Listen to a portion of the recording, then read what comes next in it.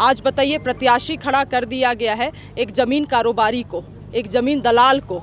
अब वैसे लोगों के साथ हम लोगों का क्या टक्कर हो सकता है? जो लोग जल जंगल ज़मीन को बेचने वाले लोग हैं, वैसे लोगों को बढ़ावा दे रही है भाजपा। तो ये तो सरासर दिखाता है कि भाजपा को आदिवासियों के जल जंगल ज़मीन से कोई लगाव नहीं है। और माई बाप का सरकार आपका है, मोदी सरकार। केवल झारखंड की महिलाओं से क्यों प्यार? आप पूरे भारत में महिलाओं को दे दीजिए गोगो दीदी योजना। कौन रोका हुआ है आपको? भाजपा का झंडा पकड़ के घूम रहे हैं। खास करके विशेष रूप से आदिवासी समाज को बोलना चाहेंगे कि जो आदिवासी भाजपा का झंडा पकड़ के घूम रहे हैं, उनको सोचना चाहिए कि ये वैसे लोग हैं जो हमको आदिवासी भी नहीं बोलते हैं, हमें वनवासी बोलते हैं, जो हमें अपना पहचान सरना धर्म कोड भी नहीं दे रहे हैं। वैसे लोगों का हम झंडा पकड़ रहे हैं। तो लोगों को अपने लड़ाई में अपना पक्ष को चुनना होगा, और ये वही लड़ाई है, वैसे लोगों के खिलाफ में लड़ाई है। खत्म होने के बाद इस वक्त यहाँ पर समर्थकों में उत्साह है, और हमारे साथ शिल्पी नेहा तिर्के इस वक्त मौजूद है। शिल्पी जी, कैसी रही सभा? बहुत ही बेहतरीन। देखिए, हमें तो गर्व है इस बात में कि हमारे नेता में इतना ताकत है कि वो खुले मन से इस बात को बोलते हैं कि सरना धर्म कोड हम लोग पारित करेंगे।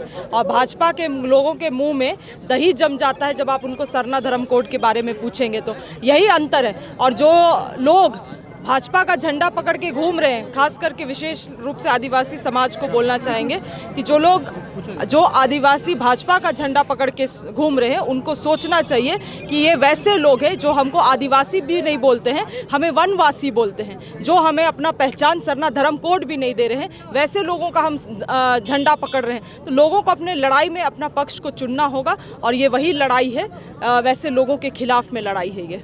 लोहरदगा और मांडर 2 सीटें ऐसी है, और सिमडेगा भी 2-3 सीट ऐसी है जहां पर कांग्रेस फाइट में है। मतलब कि बहुत मुश्किल सीट लग रही है, बहुत आसान नहीं लग रहा है। तो राहुल गांधी से के आने से असर दिख रहा है आपको?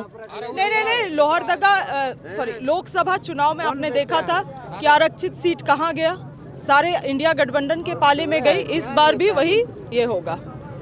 तो जो सरना धर्म कोड के बारे में राहुल गांधी ने कहा, उससे असर लगता होगा? सरना धर्म कोड के बारे में राहुल गांधी ने कहा है, तो आपके इलाके में इसका असर देखने को मिलेगा? नहीं, देखिए, 15 साल से आदिवासी समाज को लटकाया गया है ये बोल के कि धर्म कोड दिया जाएगा, धर्म कोड दिया जाएगा। हम लोग तो विधानसभा से इसको पारित करके भी भेज दिए। अब मोहर तो केंद्र सरकार को लगाना है। तो वो माई बाप का सरकार उनका जब वहाँ बैठा हुआ है तो क्यों नहीं देती है?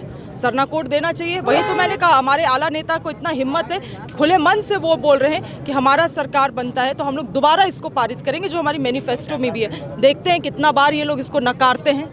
बेटी छीन लेंगे प्रधानमंत्री कह रहे हैं, और बहुत उस पर विवाद भी हो रहा है। तो जो भाषा का इस्तेमाल कर रहे हैं प्रधानमंत्री, और बेटी छीनेंगे, रोटी माटी और बेटी की बात, तो ये मुद्दा आपको लगता है कि बीजेपी के लिए काम करेगा ध्रुवीकरण का? बिल्कुल भी काम नहीं करेगा। इसीलिए क्योंकि जब मणिपुर में हमारी आदिवासी बेटियों को नंगन करके घुमाया जा रहा था, तब यही प्रधानमंत्री थे जो मौन बैठना पसंद किए।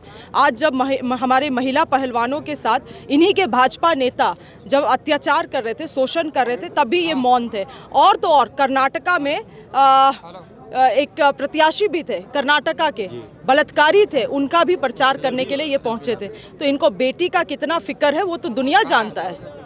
इस बार बड़ी चुनौती ये है कि कांग्रेस का प्रदर्शन पहले से अच्छा होगा, तभी सरकार बन पाएगी। तो क्या लग रहा है, रिकॉर्ड जो पिछला रिकॉर्ड था वो कायम रहेगा, या फिर उसमें कुछ अंतर आएगा, कमी होगी सीट की? नहीं, हम लोग पूरे तरीके से मेहनत कर रहे हैं। और मेन तो है कि हमारी महागठबंधन की सरकार ने काम भी किया है।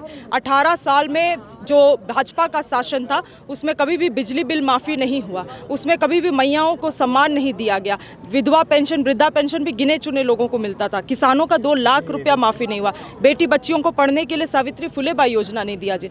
तो जब जिसके लिए काम हुआ है और जिसका सरकार ने काम किया है, जनता तो उसी का साथ देगी। आखिरी सवाल ये कि बीजेपी 2100 रुपये महिलाओं को देने का वादा गोगो दीदी के लिए 2100 रुपये कह रही है, और आपकी सरकार 2500 रुपये पहले अनाउंस कर चुकी है। तो अब एक कन्फ्यूजन है लोगों में, क्या अगर बीजेपी की सरकार आएगी तो 400 रुपये घट जाएंगे या 2500 रुपये मिलेंगे? ये एक बताइए, इस पर कन्फ्यूजन है। पहला बात, हम लोग 3 किस्त 4 किस्त इनफैक्ट दे चुके हैं महिलाओं को, और ये बोलते हैं हम देंगे। 18 साल आपका सरकार था, आपने क्यों नहीं दिया? अभी जब हेमंत सरकार दे रही है तब जब आप बोलते हैं कि हम भी देंगे गोगो दीदी। और माई बाप का सरकार आपका है, मोदी सरकार। केवल झारखंड की महिलाओं से क्यों प्यार? आप पूरे भारत में महिलाओं को दे दीजिए गोगो दीदी योजना, कौन रोका हुआ है आपको? तो ये सबसे बड़ा जुमला है। 15 लाख सबको याद है, किसी के खाते में आया नहीं। गोगो दीदी भी इनका वही बड़ा चुनावी जुमला है। तो दूसरा कि मांडर में आप अपनी सीट किस तरीके से देख रही हैं और बीजेपी से क्या लग रहा है, चुनौती मिल रही है आपको? सनी टोपो। हम लोग डट के खड़े हैं, हमारा वहाँ कोई टक्कर नहीं है, क्योंकि हम लोग जिस तरह से समाज का सेवा किए हैं। आज बताइए, प्रत्याशी खड़ा कर दिया गया है एक ज़मीन कारोबारी को, एक ज़मीन दलाल को। अब वैसे लोगों के साथ हम लोगों का क्या टक्कर हो सकता है? जो लोग जल जंगल ज़मीन को बेचने वाले लोग हैं, वैसे लोगों को बढ़ावा दे रही है भाजपा। तो ये तो सरासर दिखाता है कि भाजपा को आदिवासियों के जल जंगल ज़मीन से कोई लगाव नहीं है। शुक्रिया हमसे बातचीत करने के लिए। शिल्पी नेहा तिर्की मांडर से प्रत्याशी लोहरदगा में राहुल गांधी की सभा में आई थी और उन्होंने अपनी जीत के प्रति भरोसा जताया है और दूसरी तरफ बीजेपी पर हमला भी किया है। अपने सहयोगी राजेश के साथ विवेक सिन्हा, लोहरदगा।